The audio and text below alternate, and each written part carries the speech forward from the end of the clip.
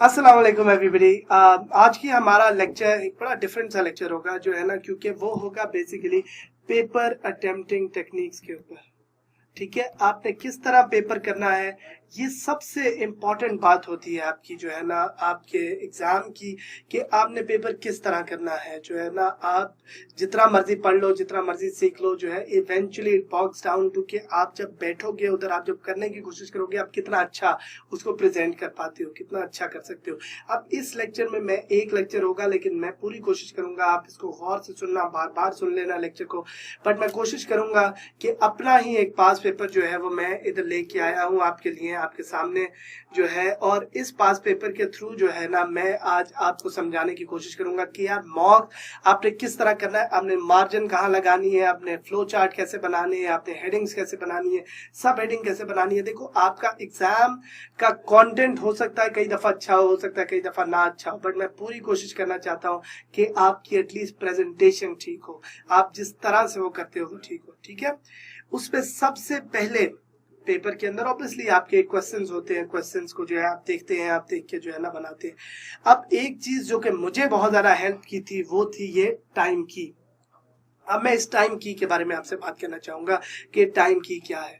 देखो, सबसे पहले आप इमेजिन करो अपने साथ आपको कि आप जो है ना पेपर में बैठे हो इस टाइम। ठीक है, आप आए हो पाकिस्तान अफेयर्स का, ये आपके लिए जान के मैं पाकिस्तान अफेयर्स लाया हूँ क्योंकि मेरे सारे लेक्चर्स पाकिस्तान अफेयर्स के थे, तो आपको एक स्पेसिफिक गाइडेंस मिले उस लेक्चर्स के through.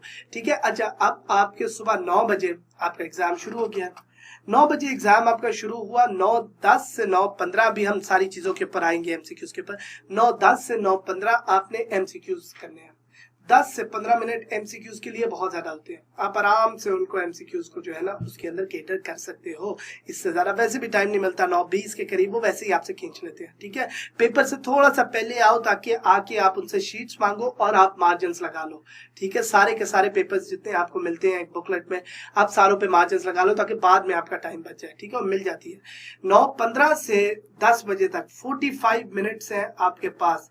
45 minutes is a good amount of time. सबसे पहला सवाल, सबसे पहले सवाल का क्राइटेरिया क्या होता है? सबसे पहला सवाल का क्राइटेरिया सिर्फ यही नहीं होना चाहिए जो मुझे सबसे अच्छा आता है वो यार मैंने सबसे पहले करना है।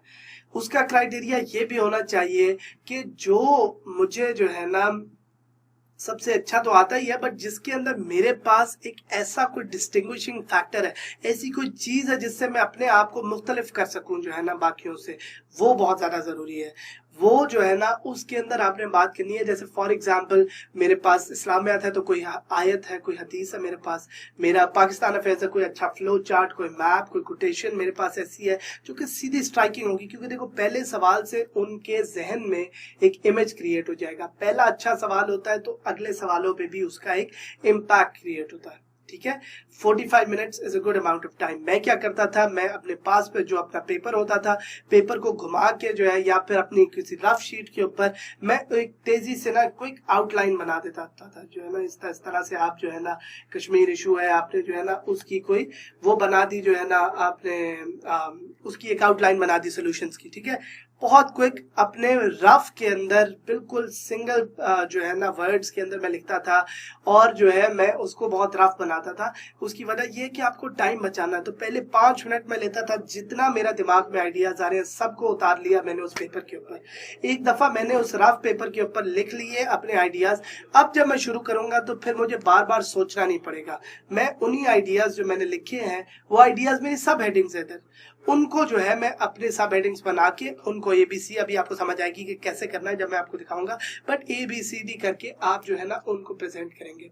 दूसरी जो आपने इसके अंदर, ठीक है, ये आपका बहुत ज्यादा जरूरी है, तो आप रफ में बना लो ताकि बाद में आपको सोचना ना पड़े सवाल के बीच में। ठीक है, दूसरा, फिर आपने सवाल शुरू किया 10 से 10:45, फिर दोबारा आपको 45 मिनट्स मिल गए।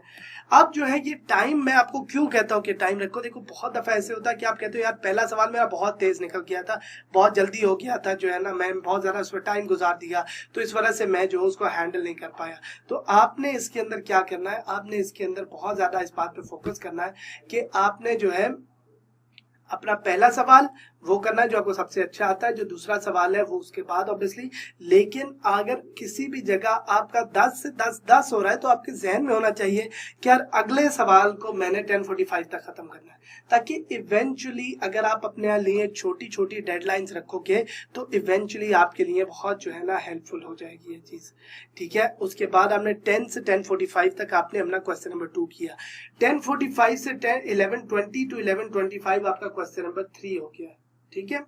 और लास्टली हम लास्ट का मैं आपको बताता हूँ, ये जो है आपका 11:20 टू 11:25 ही आपका 30 टू 35 मिनट्स जो है ना आपके इसके अंदर आपके पास आराम से मिल जाते हैं क्वेश्चन नंबर 4 के, अगर आप अच्छा प्लान करोगे। वरना लोगों को 15 मिनट मिलते हैं आखिरी सवाल के। देखो नंबर तो उतने ही है सारे के सारे सवालों के, तो आपको चाहिए कि आप इक्वल इंपॉर्टेंस दो सारों को जो है ना, ताकि आप उसको केटर कर सको। उसके बाद आपका 11:20 से 11:25, ठीक है, 12 बजे तक। अब आखिरी सवाल का एक और इम्पोर्टेंट बात सुनो कि वो सवाल नहीं होना चाहिए जो पहला सबसे अच्छा आता है और आखिरी वो जो सबसे बुरा आता है, नहीं। क्योंकि देखो लॉजिक से सोचो कि आखिरी सवाल वो होना चाहिए, वो नहीं जो सबसे बुरा आता है, वो होना चाहिए जिसमें सबसे कम चीजें पूछी गई हैं। द रीजन इज कि आखिरी सवाल में आप पे प्रेशर होता है, आखिरी सवाल आपके लिए मुश्किल होता है, आखिरी सवाल आपको तेजी से लिखना भी है, आपको तेजी से उसको जो है ना कवर अप भी करना है। अब आखिरी सवाल को अगर आप जो है तेजी से खत्म करने की कोशिश कर रहे हो, आप जो है टाइम प्रेशर के अंदर खेल रहे हो और आपने सबसे जो है बुरा आता है वो वाला सवाल कर दिया, तो you're moving towards suicide basically जो है ना, आपका तो सवाल गलत हो जाएगा। It's very logical. आप कोशिश ये करो, वो सवाल करो जिसमें सबसे कम, सबसे जो है ना मिनिमम चीजें पूछी गई हैं, मिनिमम, ठीक है।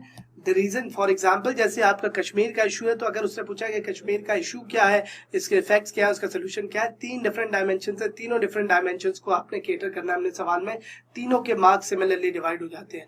अगर पूछा एनर्जी क्राइसिस है तो उसके जो है ना मसले क्या है, उसकी जो है ना सोल्यूशन क्या है, तो 2 हिस्सों के अंदर आपने डिवाइड करना है। अब सबसे मिनिमम वाली मैं चीज ये क्या कहता हूँ, अगर लिखा है कि कश्मीर प्रॉब्लम के सोल्यूशन क्या है, एक बात पूछी है, उस एक बात के ऊपर अगर मैं 10 नहीं 12 नहीं तो कम से कम मैं 8 6 इवन जो है मैं मिनिमम से मिनिमम 5 पॉइंट भी मैं उसके लिख दूंगा, तो कम से कम मैंने उस पर्टिकुलर इशू को तो टारगेट कर लिया ना, मैंने उस इशू को टारगेट कर लिया। तो आपने जो है फौरन क्या करना है कि आपने वो वाला सवाल उठाना है जिसमें सबसे कम से कम चीजें पूछी गई है, ताकि आप उसको टाइम में खत्म कर सको। और वही बात जो आउटलाइन वाली, आउटलाइन कभी भी नीट बनाने की जरूरत नहीं है यार, क्योंकि देखो उसके अंदर पहले ही आउटलाइन ऐसे में बनती है, क्योंकि ऐसे कंप्लीट प्रोज होता है तो उसके अंदर कोई हेडिंग सब हेडिंग्स नहीं होती, इसमें तो हेडिंग सब हेडिंग्स होती है। तो आउटलाइन नीट बनाने की जरूरत नहीं है, रफ में बनाओ अपनी माइंडसेट के लिए, ताकि आपका माइंड कंफ्यूज ना हो विद इन द एग्जाम। उसके बाद आप देखो फॉर एग्जांपल जो है ना, ये मुझे अब मिला है खिलजी डायनेस्टी। अभी हम शुरू करते हैं, एमसीक्यू का पेपर आया, मैं सारा पेपर तो नहीं करूंगा बट मैं सिर्फ आपको 1-2 चीजें बताऊंगा। आपने देखा है कि यार जो है ना, आपने मोहम्मद बिन कासिम है, मोहम्मद बिन कासिम कौन से टाइम में आया। अब आप जनरली एक अंदाजा लगाने की कोशिश करोगे कि यार उमैयद का क्या टाइम था, बासित का क्या टाइम था। इस्लामिक हिस्ट्री अगर आपने थोड़ी सी पढ़ी है, आप अंदाजा लगाते हो, उससे आप एक गेस करते हो कि यार उमैयद ही होगा। देखो इसके अंदर ज्यादातर अंदाजा भी होता है, बहुत दफा आपको पर्टिकुलर चीज नहीं पता होती है। एक एलिमिनेशन मेथड होता है कि यार ये तो बना बिल्कुल नहीं हो सकता, अलाउद्दीन खिलजी तो नहीं हो सकता, जो है ना कुतुबुद्दीन मुबारक तो हो ही नहीं सकता, जो है ना वो। तो अब जो है पीछे कौन सा रह गया, अगर आपके जलालुद्दीन और अलाउद्दीन के बीच में है, अब आपकी अपनी नॉलेज या कई दफा किस्मत जो है ना वो आ जाती है, तो आप एलिमिनेशन मेथड भी इसमें यूज कर सकते हो, ठीक है। आगे एमसीक्यूज हो गए, एमसीक्यूज के ऊपर ज्यादातर बात कहना जो है वो थोड़ा सा मुश्किल हो जाता है, ठीक है। ये हमारे कुछ एमसीक्यूज थे, आप लोग देख लेना जो है ना। अगर आपके एमसीक्यू में 15 तक आ जाए, 12 13 14 15 जो है ना पाकिस्तान अफेयर्स के लिए, that is good enough. Now let's start of with the first question. अब इसके अंदर आपने गौर करना है कि किधर मैंने अपना जो है किस तरह लिखा, किधर मैंने अपना जो है ये अपनी इंट्रोडक्शन की हेडिंग दी है, और किधर जो है मैंने ब्लू मार्कर यूज किया है, किधर मैंने ब्लैक पेन यूज किया है, कहा मैंने अपनी ये जो मार्जिन्स बनाई हैं, और किस तरह मैं खुला खुला करके लिख रहा हूं, ताकि जो है मेरी राइटिंग अगर अच्छी है या नहीं है, और आपकी जो है ना वो स्पेस आउट करने से खूबसूरत लगने लग जाती है। तो इन चीजों के ऊपर करो। आप में से बहुत सारों की राइटिंग शायद उतनी अच्छी ना हो, तो स्पेस आउट करो चीजों को, ठीक है। स्पेस आउट करने की कोशिश किया, हमने खुला करने की कोशिश की, जो है ना एक देखो सेंटेंस के अंदर कम वर्ड्स आ रहे हैं, इससे खुला भी हो जाएगा, पेजेस भी आपके लंबे चले जाएंगे ऑब्वियसली। उसके बाद पेजेस लंबे जाने से ज्यादा आपकी ये चीज है कि आपकी राइटिंग बुरी नहीं लगेगी, खुली लगेगी। एक देखो ये मैंने ये लाइन छोड़ी, एक मैंने ये लाइन छोड़ी, 2 लाइनें मैंने जो है ना बीच में छोड़ी है, कोटेशन के बीच में कोटेशन, बीच में इंडेंटेशन करके नीचे एम में जीना। कोशिश करो इन चीजों को कवर अप करो, ठीक है, इन चीजों को करने की कोशिश करो। नीचे भी देखो ये मेरी दोनों साइडों पे लाइंस है, और जो चीज मैंने जो है ना हाईलाइट करनी थी वो चीज मैंने ब्लैक पेन के अंदर लिखी है, ठीक है। अगर मैं एक कोई पर्टिकुलर क्वेश्चन आपको समझा दूं तो आपको उतना फायदा नहीं होगा। मैं जो चीज वो कहते हैं कि don't teach man how to fish, don't teach man जो है ना, don't give a man a fish, teach him how to fish, जो है ना, तो वो सस्टेनेबल रहता है। तो बाद में आपको जो है ना ये बताना चाह रहा हूँ कि जो है आपकी किस तरह से जो है ना आप एक जनरली आप चीजों के अंदर अप्लाई कर सकते हैं। बाकी सारे सब्जेक्ट्स में यही चीजें लगेंगी। कोई आपने हाईलाइट करनी है ब्लैक पेन के अंदर, आपने वो चीज हाईलाइट कर दी जो है ना आपने। उसके बाद आप देखो आगे में जो है ना, ये देखो आपने बीच में जो है ना मैंने ब्लैक पेन के अंदर चीजें हाईलाइट की। वापस ऊपर चलते हैं। आप ये जो है ना आराम से जब देखना तो आपको जो है, या शाहरुख से आप रिक्वेस्ट करना, आपको हो सकता है ये जो है ना पास पेपर मिल भी जाएगा, और जो है आप उसको पढ़ भी लेना कि उसको लिखा किस तरह है, ठीक है। अब आप ये देखो कि जो है ना इंट्रोडक्शन के बाद मैं हमेशा एक लाइन लिख देता था। इसका फायदा क्या होता है? इसका फायदा ये होता है कि कई दफा आप जो है ना उस एग्जामिनर को पता लग जाता है कि आप पर्टिकुलरली इस क्वेश्चन के ऊपर फोकस्ड है, पहली बात, ठीक है। उसको पता लग गया sir Syed and the Aligarh movements nation building efforts despite hopelessness. अब ये सवाल ये होगा कि अलीगढ़ मूवमेंट ने किस तरह से नेशन को बिल्ड किया था। ये जो है बात, ये मेरा सवाल होगा। मैं सवाल में से हेडिंग्स निकालता था, दैट इज वेरी इंपॉर्टेंट। सवाल में से हेडिंग्स निकालो, ठीक है। उसके बाद जो है सर सैयद की अलीगढ़ मूवमेंट वाली बात हो गई, ठीक है। इसके बाद जो है आपने देखा कि मैंने इसकी इंट्रोडक्शन यहाँ लिखनी शुरू कर दी है, ठीक है। बीच में अगर कोई मैंने यूनिक कैपेसिटी बिल्डिंग अप्रोच के जो है मुसलमानों की देखो कैपेसिटी उन्होंने कहा कि पहले बढ़ा लें, मुसलमान इस पोजीशन में तो आ जाए कि वो अपने राइट्स मेंटेन कर सके, पॉलिटिकल राइट्स कर सके। ये बातें मुझे लगा था कि यार इंपॉर्टेंट है, तो मैंने उनको ब्लैक पेन के अंदर हाईलाइट किया। ये आप देख रहे हो ब्लू पेन के अंदर लिखा है, ब्लैक में हाईलाइट किया, ये हो गया, ठीक है। उसके बाद अब मेरी पहली सब हेडिंग, उन्होंने क्या कहा कि सर सैयद ने नेशन बिल्डिंग कैसे की होपलेसनेस के अंदर। ये मेरा सवाल था, आपने मेरे देखी के ऊपर इंट्रोडक्शन, पर्टिकुलरली इस सवाल को केटर करने के लिए वो इंट्रोडक्शन जो है ना उसकी हेडिंग बनी, ठीक है। अब पहली बात तो सबसे पहले समझानी, अब 2 पार्ट्स हो गए। पहले उसने कहा डिस्पाइट होपलेसनेस सर सैयद ने नेशन बिल्डिंग की, तो पहले तो होपलेसनेस थी किस तरह की, तो समझाना बड़ा जरूरी है ना। और फिर कि उन्होंने नेशन को बिल्ड कैसे किया। तो सबसे पहले मैंने कहा होपलेसनेस मुस्लिम्स की किस तरह थी, उसकी मैंने ये 2 आपको, ये देखो ये मैंने आपकी क्लासेस में भी बताया था, 2 हिस्से, ब्रिटिश एंटागनिज्म, मुस्लिम इनफ्लेक्सिबिलिटी। देखो किस तरह जो है मैंने इसको मार्जिन के बीच में जो है ना अपने ब्लैक पेन से बनाया, तो हाईलाइट हो रहा है, ऊपर लाइन छोड़ी नीचे लाइन छोड़ी, ठीक है। आपकी नीटनेस एक इंप्रूव हो गई, ठीक है। मैंने ये बताया कि किस तरह ब्रिटिश के मसलों से जो है ना ब्रिटिश हमारे खिलाफ थे, और किस तरह मुसलमान खुद ये बात एग्री नहीं कर रहे थे कि आप वो जो है ना बादशाह नहीं है। फिर दोबारा देखो W हंटर की जो है मैंने एक कोटेशन लिखी बीच में करके, ठीक है। आप जो कोटेशंस बीच में आती हैं वो लिखो। इसमें मैप्स वगैरह थोड़ा मुश्किल है क्योंकि सवाल उस तरह का नहीं है, बट मैप्स हो तो डेफिनेटली। मैप्स को किस तरह बनाना है, मैप्स को भी आपने मैप बनाना है तो आपने उसकी बॉर्डर जो है वो आपने ब्लू मार्कर से बनाना है। हो सकता है कि अभी कोई मैप आ भी जाए, इसमें हमने बॉर्डर ब्लू मार्कर से बनाना है, और अंदर जो राइटिंग्स हैं वो आप ब्लैक से करो, ठीक है, ब्लैक पेन से। आगे बात समझ में? अच्छा, ये हो गया Muslims are and continue to be a source of chronic danger for Muslims of the Mughal empire, ठीक है, ऑफ द ब्रिटिश एम्पायर। ये आपका हो गया, ठीक है। सबसे पहले मैंने उनको समझा दिया कि होपलेसनेस कैसी है, लेकिन इसको ज्यादा समझाने की जरूरत नहीं है क्योंकि मेन जो सवाल है वो क्या है, वो है कि सर्विसेज सर सैयद की क्या थी इस होपलेसनेस से निकालने के लिए। मेन यही सवाल था। मैंने डायरेक्टली सवाल को केटर किया, सीधा बात के ऊपर आना है, इधर उधर नहीं जाना। कश्मीर की सोल्यूशन पूछी है तो सोल्यूशन बतानी है, नहीं बताना कि कश्मीर का मसला कैसे राजा हरि सिंह और जो है ना गुलाब सिंह डोगरा से शुरू हुआ। सीधा टू द पॉइंट इसको हिट करो, ठीक है। उसके बाद आपने बताया कि सर सैयद है, ठीक है, उनकी आपने बताया कि किस तरह मल्टी प्रॉन्ग मल्टीफेरियस उनकी जो है ना एक स्ट्रैटेजी थी, किस तरह उन्होंने करना था, ठीक है। तो ये मेरी हेडिंग्स है। हेडिंग्स में इस तरह करके लिख रहा होता था जो है ना, मार्कर से लिखना। आप इसको साइड पे भी कर सकते हो अगर आपने करना है तो, बट जो है हेडिंग्स में मेन ब्लू मार्कर से ही लिखता था। ये बात आपको थोड़ी पता लग जाए। हमने कंटेंट बहुत ज्यादा कवर किया हुआ है अपनी उनके अंदर, तो मैं अभी कंटेंट पे ज्यादा बात नहीं करूंगा, ठीक है। तो अब ये आपका शुरू हो गया है, ठीक है। अब ये सर्विसेज आ गई सर सैयद की, ठीक है, सर्विसेज आ गई सर सैयद की।